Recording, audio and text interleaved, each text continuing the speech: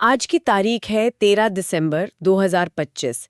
हमारे पास जो खबरें हैं उनमें एक अजीब सा विरोधाभास है और इसकी शुरुआत भारत से ही होती है। एक ही शहर दिल्ली में दो अलग-अलग लड़ाइयां चल रही हैं। एक भविष्य की सत्ता के लिए और दूसरी एक साफ सांस के लिए। चलिए इन खबरों को जरा गहराई से देखते हैं और समझते हैं कि दुनिया में चल क्या रहा है। बिल्कुल। और आज के स्रोतों को जब हम देखते हैं ना, तो एक बात साफ नजर आती है कि कैसे अलग-अलग जगहों पर एक ही तरह का तनाव चल रहा है। मतलब एक तरफ भविष्य के लिए अरबों डॉलर की बड़ी-बड़ी योजनाएं हैं और दूसरी तरफ आज की जमीनी हकीकत का संघर्ष, जो कभी-कभी जानलेवा भी हो जाता है। तो दिल्ली से ही शुरू करते हैं। रामलीला मैदान में कांग्रेस पार्टी एक बहुत बड़ी रैली कर रही है। उनका नारा है वोट चोरी और दावा है कि उन्होंने 5.5 करोड़ लोगों के हस्ताक्षर इकट्ठा किए हैं। 5.5 करोड़? हाँ, ये सिर्फ एक विरोध प्रदर्शन नहीं बल्कि एक जबरदस्त शक्ति प्रदर्शन लग रहा है। हाँ, और ये भारत की राजनीति में एक दिलचस्प मोड़ है। मतलब ये सिर्फ ईवीएम पर सवाल उठाने तक की बात नहीं है। ये चुनावी प्रक्रिया में आप कह सकते हैं भरोसे के संकट को दिखाता है। और वहीं दूसरी तरफ प्रधानमंत्री नरेंद्र मोदी अमित शाह के चुनावी सुधारों पर दिए भाषण को असाधारण बता रहे हैं। अच्छा, हाँ, अमित शाह का तर्क साफ है कि कांग्रेस की हार की वजह ईवीएम नहीं बल्कि उनका नेतृत्व है। तो मतलब वही पुरानी कहानी है कि चुनाव हारो तो सिस्टम पर सवाल उठाओ। बिल्कुल, और जीतो तो सब ठीक है। ये एक दूसरे पर इल्जाम लगाने का खेल तो भारत की राजनीति में हमेशा से चलता आया है। लेकिन क्या ये सिर्फ एक राजनीतिक खेल है या फिर लोगों के मन में वाकई कोई गहरी चिंता है? देखिए, इसमें दोनों बातें हैं। राजनीतिक पार्टियां हमेशा ऐसे मुद्दों को भुनाती हैं, वो तो है ही। लेकिन ये भी सच है कि जब बार बार एक ही तरह के आरोप लगते हैं तो आम नागरिक के मन में शक तो पैदा होता ही है। और ये लोकतंत्र के लिए एक धीमे जहर की तरह है।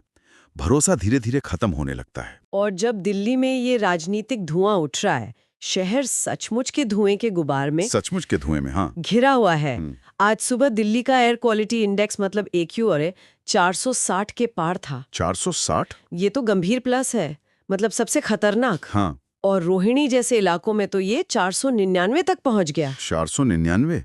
मतलब ये तो एक तरह से दिन भर में 20-25 सिगरेट पीने के बराबर है। सोचिए जरा। ये एक सार्वजनिक स्वास्थ्य आपातकाल है, कोई मामूली बात नहीं है ये। बिल्कुल नहीं। सरकार ने स्कूलों को हाइब्रिड मोड पर चलाने और दफ्तरों को घर से काम करने की सलाह दी है। लेकिन ये तो बस फौरी राहत है। ये संकट हर साल आता है। हर साल। और हर साल हम बस हाथ पर हाथ धरे बैठे रह जाते हैं।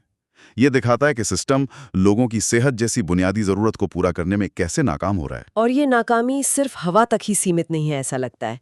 इसी बीच इंडिगो एयरलाइन का संकट भी सामने आया, जहां एक ही दिन में 1600 से ज्यादा उड़ानें रद्द हो गईं। ओहो, 1600? हाँ। वजह बताएगी। FDTL नियम। ये FDTL आखिर है क्या? FDTL का मतलब है फ्लाइट ड्यूटी टाइम लिमिटेशंस। ये पायलटों के काम करने के घंटे, उनकी उड़ान का समय और उनके आराम की अवधि तय करने वाले नियम हैं। हाल ही में DGCA ने इन नियमों को और सख्त किया ताकि पायलटों को ज्यादा आराम मिले और सुरक्षा बढ़े। तो ये तो अच्छी बात है। अच्छी बात है, लेकिन लगता है कि इंडिगो इस बदलावों के लिए तैयार नहीं थी। उनके पास शायद उतने पायलट ही नहीं थे कि वो नए रोस्टर को संभाल पाते। नतीजा ये हुआ कि हजारों यात्री एयरपोर्ट पर फंसे रह गए। ये एक और उदाहरण है कि कैसे एक छोटा सा रेगुलेटरी बदलाव भी पूरे सिस्टम की कमियों को उजागर कर सकता है। तो एक तरफ दिल्ली अपनी हवा, अपनी सियासत और अपनी उड़ानों से जूझ रही है, वहीं दूसरी तरफ कुछ लोग भारत के एक बिल्कुल अलग भविष्य पर अरबों डॉलर का दांव लगा रहे हैं। माइक्रोसॉफ्ट भारत में अगले 4 सालों में 17.5 बिलियन डॉलर का भारी भरकम निवेश कर रहा है। वो हैदराबाद में अपना सबसे बड़ा डेटा सेंटर बना रहे हैं। लेकिन ये सिर्फ इंफ्रास्ट्रक्चर की बात नहीं है। उनका लक्ष्य है 2030 तक 2 करोड़ भारतीयों को AI की ट्रेनिंग देना। 2 करोड़? जी, ये भारत को सिर्फ एक बाजार के तौर पर नहीं बल्कि AI की दुनिया में एक टैलेंट हब बनाने की तैयारी है। और वो अकेले नहीं है। Amazon भी 2030 तक भारत में 35 बिलियन डॉलर का निवेश करने की योजना बना रहा है। मतलब एक तरफ हम प्रदूषण जैसी बुनियादी समस्या से नहीं निपट पा रहे और दूसरी तरफ दुनिया की सबसे बड़ी कंपनियां हमें AI का भविष्य बनाने के लिए चुन रही हैं। ये थोड़ा अजीब नहीं है? ये विरोधाभास ही आज की दुनिया की सच्चाई है। ये कंपनियां भारत की आज की समस्याओं को नहीं बल्कि आने वाले 20-30 सालों की संभावनाओं को देख रही हैं। उन्हें यहाँ एक विशाल युवा आबादी दिखती है, एक बढ़ता हुआ डिजिटल बाजार दिखता है और सबसे बढ़कर डेटा की विशाल मात्रा दिखती है, जो किसी भी एआई के लिए सबसे जरूरी ईंधन है। और जब भारत में ये सब हो रहा है, वैश्विक एआई जगत में एक अलग ही जंग छिड़ी हुई है। ओपन एआई ने GPT 5.2 लॉन्च किया है और सैम ऑल्टमैन कह रहे हैं कि ये अब सिर्फ एक चैटबॉट नहीं बल्कि एक ऑटोनमस एआई एजेंट है। इसका क्या मतलब हुआ? इसे ऐसे समझिए, अब तक का एआई एक काबिल लाइब्रेरियन जैसा था। आप उससे सवाल पूछते थे और वो जवाब ढूंढ कर लाता था। लेकिन GPT 5.2 एक रिसर्च असिस्टेंट की तरह है, जिसे आप सिर्फ टॉपिक बता दीजिए और वो खुद से रिसर्च करेगा, रिपोर्ट लिखेगा और प्रेजेंटेशन भी तैयार कर देगा, बिना आपके बार बार निर्देश दिए। ये बहुत बड़ा कदम है और ये सोचने में जितना शानदार लगता है उतना ही थोड़ा डरावना भी है। और जाहिर है इस रेस में कोई अकेला नहीं दौड़ रहा होगा। बिल्कुल नहीं। और यहीं पर एआई की दुनिया का भविष्य तय हो रहा है। ये सिर्फ दो कंपनियों की रेस नहीं, बल्कि दो विचारधाराओं की जंग है। एक तरफ ओपन एआई जैसे बंद सिस्टम है, जो एप्पल की तरह सब कुछ अपने कंट्रोल में रखना चाहते हैं। उनका कोड एक रहस्य है। अच्छा। दूसरी तरफ चीन की डीप सीक जैसी कंपनियां हैं, जिन्होंने अपना नया V3.2 मॉडल ओपन सोर्स कर दिया है। ये एंड्रॉयड की तरह है, जहां कोई भी टेक्नोलॉजी को इस्तेमाल कर सकता है, उसे बदल सकता है और उस पर कुछ नया बना सकता है। एआई की दुनिया में इसे कोड रेड इमरजेंसी की तरह देखा जा रहा है। Code red? हाँ, मतलब अब लड़ाई सिर्फ सबसे बड़ा मॉडल बनाने की नहीं, बल्कि सबसे कुशल और सबसे ज्यादा सुलभ मॉडल बनाने की हो गई है। तो माइक्रोसॉफ्ट का भारत में निवेश उन्हें किस खेमे में खड़ा करता है? जाहिर तौर पर पहले वाले खेमे में। माइक्रोसॉफ्ट ओपन एआई का सबसे बड़ा निवेशक है। उनका भारत में इतना बड़ा निवेश असल में बंद मालिकाना हक वाले एआई इकोसिस्टम को मजबूत करने की एक कोशिश है। इस पूरी तकनीकी क्रांति के बीच भारतीय रिजर्व बैंक का रुख भी बड़ा दिलचस्प है। उन्होंने साफ कहा है कि क्रिप्टो करेंसी आधिकारिक मुद्रा नहीं है, बल्कि सिर्फ कोड का एक टुकड़ा है। और यह सरकार के दोहरे रवैये को दिखाता है। एक तरफ सरकार एआई जैसी भविष्य की तकनीक को पूरी तरह अपना रही है, वहीं दूसरी तरफ वो क्रिप्टो जैसी अनियंत्रित चीजों पर लगाम लगाना चाहती है। आप क्रिप्टो खरीद बेच सकते हैं, लेकिन सरकार इसे मुद्रा नहीं मानती और इस पर 30% का भारी टैक्स भी लगाती है। लेकिन ये दोहरा रवैया क्यों? क्या ये इनोवेशन को एक खास दिशा में धकेलने की कोशिश नहीं है? बिल्कुल, ये सब नियंत्रण के बारे में है। एआई को सरकारें और कंपनियां नियंत्रित कर सकती हैं, उसे मॉनिटर किया जा सकता है। लेकिन क्रिप्टो करेंसी की दुनिया वो विकेंद्रीकृत है, डिसेंट्रलाइज्ड है। उस पर किसी एक का नियंत्रण नहीं है। इसीलिए आरबीआई अपनी खुद की डिजिटल मुद्रा ला रहा है, जो ब्लॉकचेन पर तो होगी, लेकिन पूरी तरह से सरकार के नियंत्रण में होगी और ट्रेस करने योग्य होगी। संदेश साफ है, नवाचार का स्वागत है, लेकिन हमारी शर्तों पर। चलिए अब तकनीक की इस नियंत्रित और अनियंत्रित दुनिया से निकलकर उन जगहों पर चलते हैं जहां संघर्ष और अराजकता हावी है। गाजा में अमेरिकी मध्यस्थता से हुए युद्ध विराम का लगातार उल्लंघन हो रहा है। हाँ, और आंकड़े भयावह हैं। हमारे स्रोतों के अनुसार 10 अक्टूबर से 2 दिसंबर के बीच इजराइल ने 591 बार इसका उल्लंघन किया, जिसमें 347 फिलिस्तीनी मारे गए। लेकिन ये कहानी सिर्फ गोलियों और बमों की नहीं है। गाजा में एक और दुश्मन है, मौसम। जी, हाल ही में हुई भारी बारिश और सर्दियों के तूफान से कम 12 लोगों की मौत हो गई है, जिनमें हाइपोथर्मिया से मरने वाले 3 छोटे बच्चे भी शामिल हैं। लोगों के अस्थायी टेंट और आश्रय ढह गए हैं।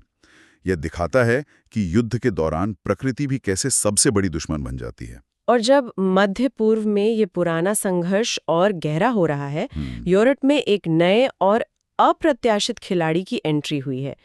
यूक्रेन से एक चौंकाने वाली खबर है कि उत्तर कोरिया ने रूस की मदद के लिए लगभग 10,000 सैनिक भेजे हैं। 10,000? ये दिखाता है कि ये संघर्ष कितना वैश्विक हो चुका है और कैसे अप्रत्याशित गठबंधन बन रहे हैं। कोई सोच भी नहीं सकता था कि उत्तर कोरिया के सैनिक यूक्रेन की धरती पर लड़ेंगे। इनमें से 600 से ज्यादा मारे जा चुके हैं, लेकिन किम जोंग उन उन्हें हीरो का खिताब दे रहे हैं। लेकिन उत्तर कोरिया को इससे हासिल क्या हो रहा है? बहुत कुछ। पहला, रूस से उन्हें प्रतिबंधों के बावजूद तकनीक, खाना और ईंधन मिल रहा है।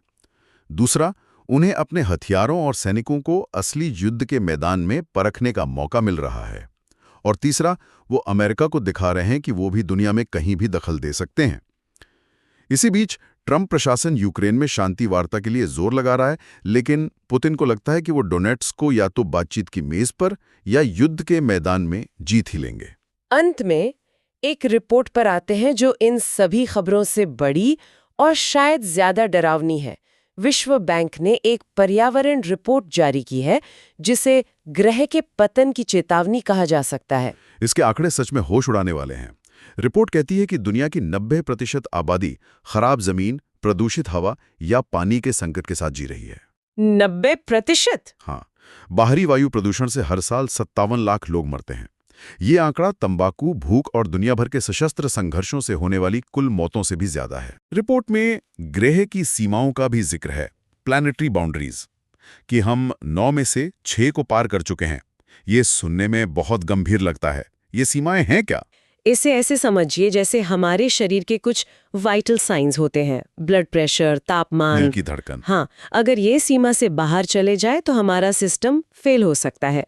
वैसे ही हमारे ग्रह के भी कुछ वाइटल साइंस हैं, जैसे साफ पानी की उपलब्धता, जैव विविधता, जमीन का सही इस्तेमाल।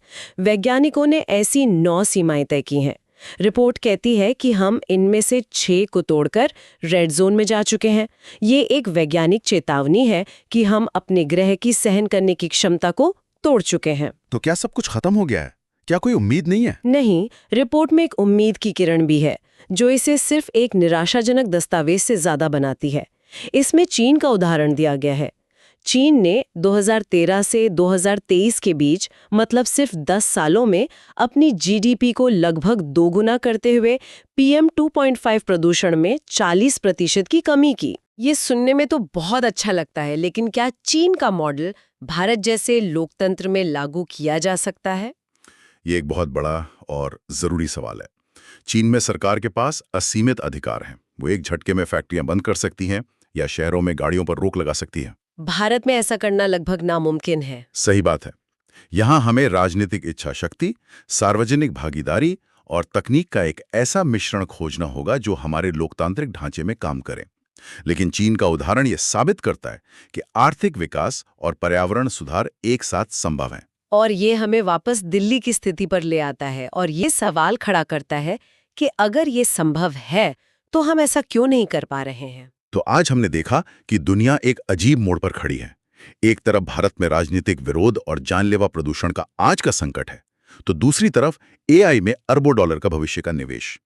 वैश्विक मंच पर पुराने संघर्ष नए और अजीब गठबंधन बना रहे हैं, और इन सब के ऊपर हमारे ग्रह के स्वास्थ्य की सबसे बड़ी चेतावनी मंडरा रही है। इन सभी खबरों को एक साथ देखने पर एक गहरा सवाल उठता है। हमने देखा कि सरकारें और कंपनियां आर्टिफिशियल इंटेलिजेंस जैसी तकनीकों में दशकों आगे की सोचकर भारी निवेश कर रही हैं। वो भविष्य की एक ऐसी दुनिया बना रहे हैं जहां AI हमारे लिए काम करेगा, लेकिन साथ ही हम प्रदूषण, स्वास्थ्य संकट और युद्ध जैसे आज के तत्काल और जीवन घातक संकटों को संभालने में बुरी तरह विफल हो रहे हैं। तो सोचने वाली बात यह है कि क्या हम उस भविष्य के लिए सही नींव रख रहे हैं? बिल्कुल। क्या एक ऐसी दुनिया जहां हवा जहरीली हो और समाज टूटा हुआ हो, उसमें एक सुपर इंटेलिजेंट AI हमारी क्या मदद कर पाएगा? ये एक ऐसा विचार है जिस पर हम सभी को मंथन करना चाहिए। कोई पार्ट अच्छा लगा हो कमेंट में बता देना, और कौन सी बुक या कौन सा टॉपिक नेक्स्ट देखना चाहते हो वो भी लिख देना। और हाँ, अगर वीडियो पसंद आया हो तो लाइक, कमेंट, शेयर और सब्सक्राइब जरूर करें।